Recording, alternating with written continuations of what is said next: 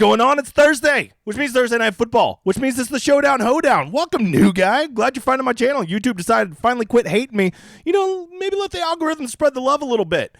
I'm a high-limit DFS player called the Degenerate 75, and I'm here to help you not suck so bad at DFS, because if you don't know, should be tough.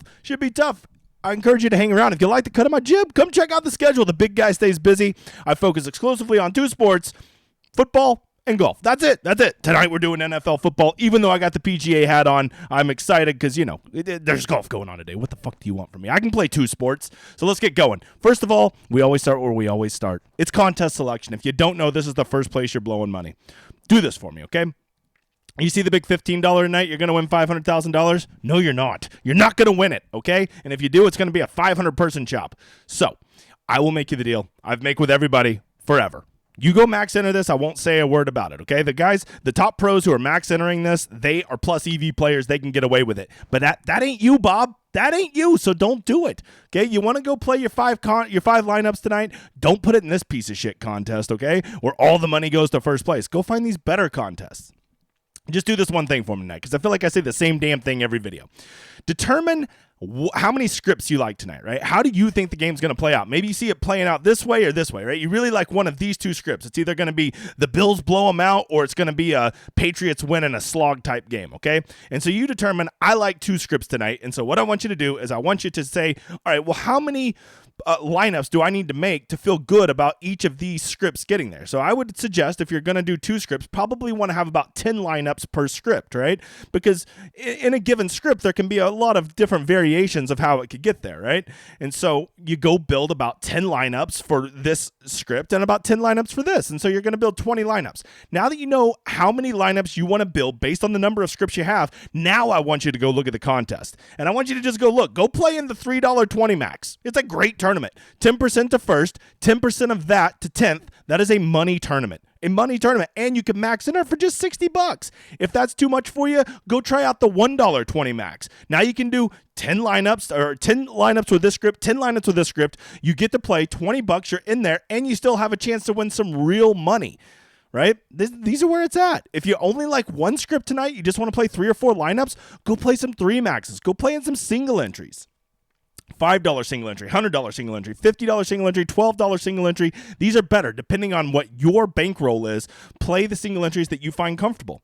Go play the $8 3 max. These are great tournaments. Or if you got 6 or 7 scripts and you're a sweaty bastard and you want to play 150 lineups tonight, go play the 50 cent. Go play the 50 cent mini max, $7,500 to first. Look, even this little donkey tournament has a much better payout structure than the main $15, right? 10% to first. And then what is that? 1/30th to 10th. Not the best, but not the worst. It's not 1/100th like the big $15 is. So do that for me. That is the first place you're blowing your money, is getting in the wrong damn contest. Quit thinking about, if I won that first place, you're not going to win it. Start thinking about, hey, if I get 6th place with a really, really good lineup tonight, am I going to win some fucking game changer money? And most likely, if you're playing in good structured tournaments, the answer is going to be yes. And if you don't know, there's going to be a lot of times in your life where you'll get 6th, and very, very, very, very few times, maybe never, that you get first in a big field GPP. All right, hey, come hop on my tournament. It's right here. The link is in the description. It's on for the Sunday main slate. Winner gets a free $20 Millionaire Maker ticket that you get to build with me, and we'll split it 50-50. So go hop in it. We had over 100 people last week, so let's just keep growing it. Just growing a community. No strings attached. I don't give a fuck. Okay? Hey, by the way, you can't help but notice no ads on this video, and you can't help but notice the big guy blowing past 2,000. We're heading for 3,000 for the Masters, so help me. Like, subscribe, maybe tell a friend about me. Yeah, that spreads it a lot faster than the stupid YouTube algorithm. All right, here we go. Looks like tonight we've got nice, cold, clear weather there for the Bills and the Patriots, which, by the way, growing up, this would have been like my favorite game because I was a Bills fan growing up, and I always hated the Patriots. So this game, I guess I still get a little childhood nostalgia, but let's be real. I just want to win the money. So tonight, I'm going to be looking at this weather. I'm seeing 35 and clear. It's going to be a crisp night there in New England. And we're going to be using Run the Sims, right? This is what we use to break down the slate tonight. As you can see, we have a 43.5 point total, which is really low. I mean, you rarely ever see the Buffalo Bills and a 43.5 points total, right? And part of that is because the game's in New England, and New England is really good at making games sloggy when they're at home.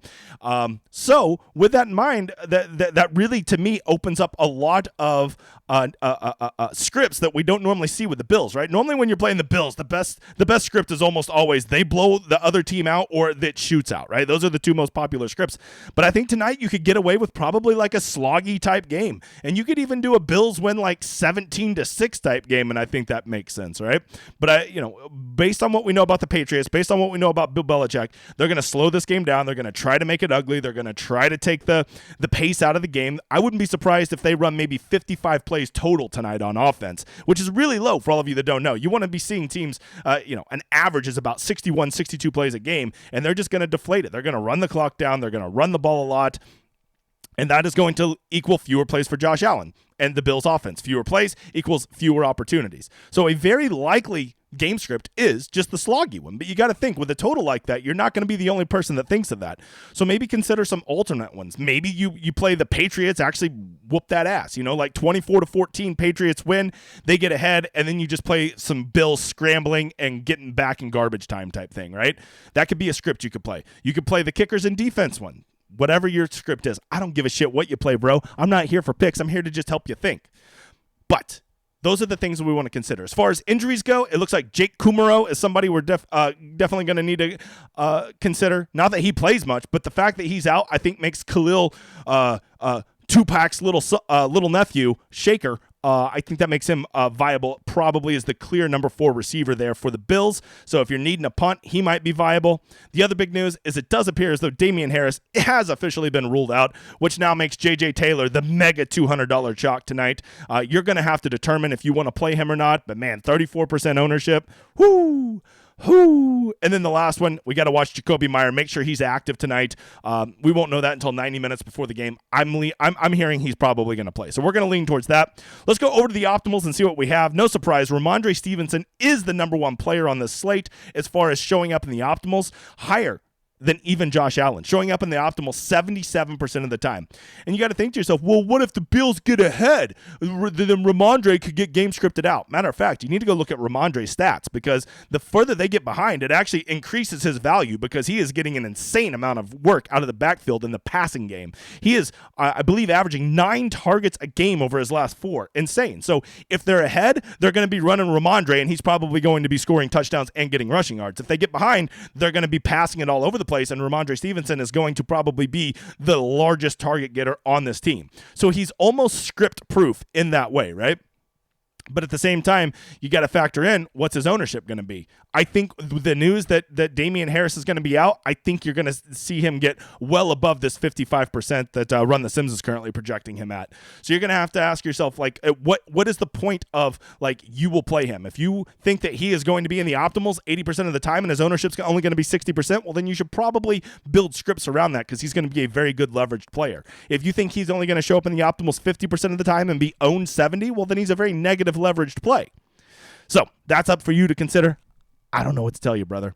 But what I can tell you is Ramondre Stevenson is script proof. I could see him getting there in any script, right? Whereas a script where the Bills kind of get ahead in a sloggy game and are running the ball a lot, there's no way Josh Allen's paying off a $12,200 price tag. So Josh Allen and basically everybody else on this slate are not script proof. There are scripts where you can leave Josh Allen out. There are scripts where you can leave Stephon Diggs out. There's tons of scripts where you can leave Mac Jones out. But I would say Ramondre Stevenson, no matter what script you're running, I could probably make an argument of how he still probably gets there and should still probably be in your player pool for that. But at the same time, maybe you have one that I'm not thinking of. So you make your own lineups. I'm not paying for your lineups. All right, from there. The clear thing that everybody knows about the Patriots is they love to take away teams' number 1 threat, right? I think we can all agree for Buffalo that's definitely going to be Stephon Diggs, right?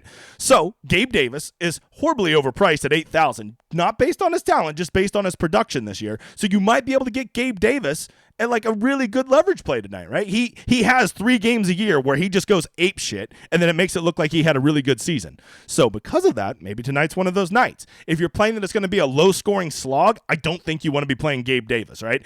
$88,000 for a guy that might only see 3-4 5 targets, I don't think he can pay that off in a sloggy type game. I want Gabe Davis in a script where the Bills are in a shootout, or I want it in one where the Patriots are taking away Diggs, thus Davis becomes the alpha. Those are the kind of scripts I'm targeting Gabe Davis in, because he could be the nuts play. He could even be a captain type play if you think this is one of those 3 games a year he goes off. The real question I think that you got to start with tonight is what to do with J.J. Taylor. Now that Damian Harris is out, everybody loves to put the $200 guy in their lineup, because when you do that, it frees up the rest of your lineup to basically get all the nice pay-up options. And this game has great pay-up options with Stevenson, Allen, Diggs, very good pay-up options, right? So because of that, people want to get all 3 of those guys in there. You're going to need the $200 guy. But when you play J.J. Taylor in your lineup, not only are you playing a guy that probably, 30-40% of people are going to be playing, but it puts you in the exact same builds as everybody else, right? When you put that $200 guy in there, now you're going to be playing Allen, Stevenson, and Diggs just like everybody else. So now you basically have the same 4 guys is probably legitimately 10,000 other lineups in your contest, right? And so now you're playing a 2v2 versus all of those. So this is what you got to consider when playing J.J. Taylor is when I put him in my lineup, is it guiding me towards the exact same builds as everybody else? And if the answer is yes, well, then maybe the answer is you just fade the $200 guy and maybe he doesn't get there, right? Not that it takes a lot for him to get there. Literally 1 catch for 5 yards, he's basically got there, right? But there is a path to him not being in the optimal. As you can see, he only shows up in the optimal, even at $200. Only 22% of the time, yet his projected ownership is 34. So odds are it might be a good play to fade him. And if you do decide you got to play him, you're too scared to miss out, don't go put him with the most obvious 5 other guys, right? That's what I'm really encouraging to do. If you're going to play a guy like him, I think you want to leave $3,000 on the table. That's my opinion. You do whatever you want. But I think you got to start there. Last thing is what about your build? If you think it's going to be a sloggy game, always remember in slogs, games that are going to be low scoring, 16-13 type game, kickers, defenses, running backs, tight ends tend to outpace quarterbacks and wide receivers at least point per dollar in those type games. In shootout type games, if this game ends up being 27-24, the quarterbacks and the wide receivers will almost always outpace the running backs, the tight ends, the kickers, and the defenses. So that's something to keep in mind.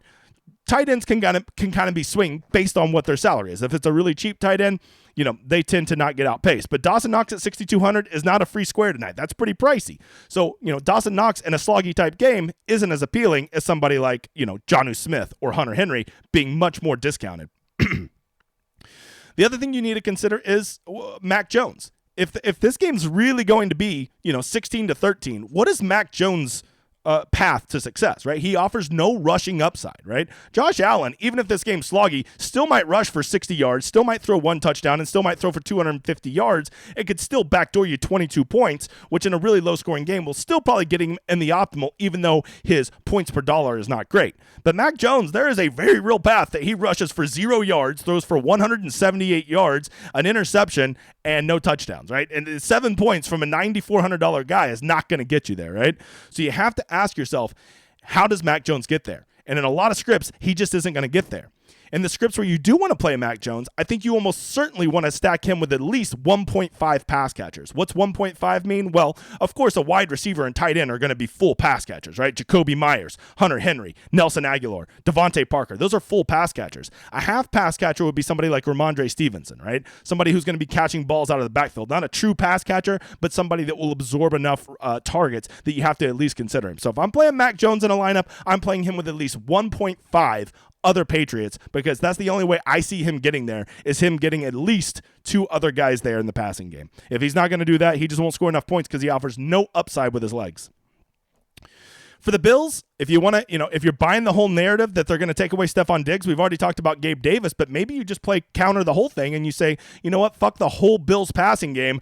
I'm just going to run with the running backs, right? And I think you could. There is a script in which the Bills just get ahead and just lean on the Patriots and run the shit out of the ball, and like a Devin Singletary James Cook double stack could possibly get there, right? They could both, one could have, they could both have something like 80 yards, a few catches, and a touchdown apiece, and the Bills win this game something like 21-10, right? And in that one, almost assuredly, both of those guys would be in the optimal, right? And so there is a path to that being successful. If I'm running a double Bills running back, I'm certainly going to correlate that with the Bills defense because they're probably going to be playing from ahead. The Patriots are going to be desperate, playing from behind. The Bills will be pinning their ears, going and sacking Mac Jones, making him fumble, throw pick sixes, all that good stuff. So those are the correlations I'm looking for. Also, in that one, I'm probably not playing Diggs. I'm probably going to look, I'm not going to play Gabe Davis, but I would be open to somebody like Diggs or Isaiah McKenzie just because they're going to probably get more targets per dollar than Gabe Davis is. And in a game where the Bills are running and they might only throw the ball 25 times, I want the guys that are going to get the largest percentage of those targets relative to their price. So those are some things to consider. Dawson Knox is a little overpriced. Maybe you take advantage of that. Maybe you say, hey, if they're going to take away Stephon Diggs, maybe I'll just go Gabe Davis and Dawson Knox, which, by the way, if you got him stacked with Allen, that's a very expensive start to your stack, right? But at the same time, you'll be different because we know Diggs will be at least 60% owned tonight, right?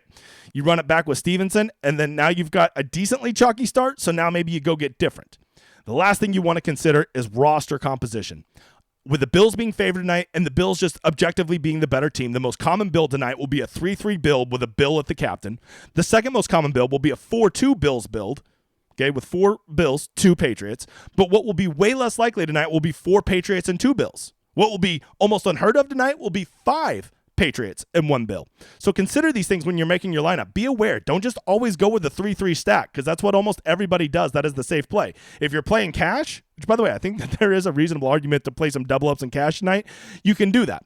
But in GPPs, you kind of want to get different. And a great way to get different is running 4 twos. That means 4 Patriots and 2 Bills, right?